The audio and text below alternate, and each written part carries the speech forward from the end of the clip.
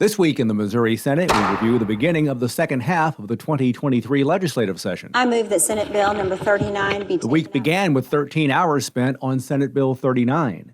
Senator Holly Thompson Rehder of Scott City is the sponsor. She tells her colleagues her proposal seeks to establish guidelines for student participation in athletic contests organized by sex.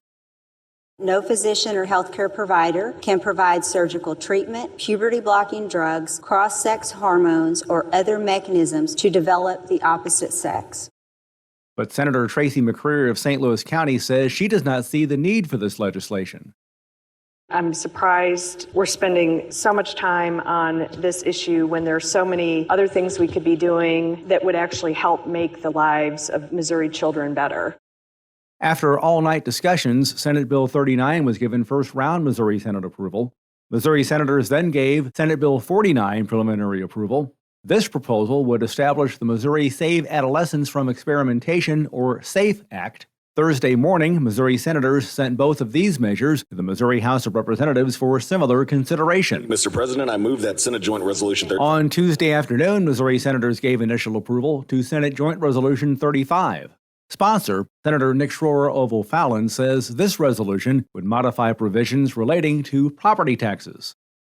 SJR 35 would authorize this levy to be decreased by the elected governing body of that county, should they choose to do so.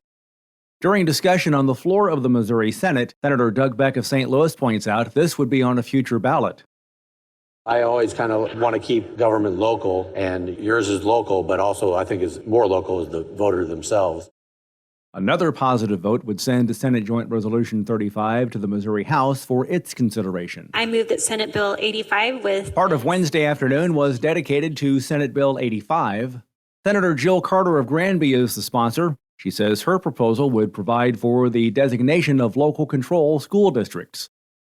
Essentially is a bill that would help with maximum local flexibility in our public school system. During discussion, Senator Lauren Arthur of Kansas City pointed out she has seen a renewed interest in education from lawmakers. But it felt like we were talking past one another and couldn't do anything that really served the interests of students. Senate Bill 85 has been set aside for further talks. This is going to be the third or fourth year that we've listened to a lot of stuff about initiative petition reform. Got an amendment on a Senate bill dealing with tax credits for neighborhood assistance program. The second half of session also typically sees Missouri senators spend more time on legislation from the Missouri House of Representatives. Senator Rusty Black of Chillicothe says House Joint Resolution 43 would let Missouri voters decide new initiative petition rules for our state. I don't think it necessarily, any of the bills that we're looking at take rights away from our citizens to impact their government. At the same time, several Missouri Senate measures remain unanswered from the first half of session. Senator McCreery says she was able to add language to Senate Bill 131. Allow for some of the money that's already allocated to be used to be able to provide assistance for folks that are trying to help those that are unhoused.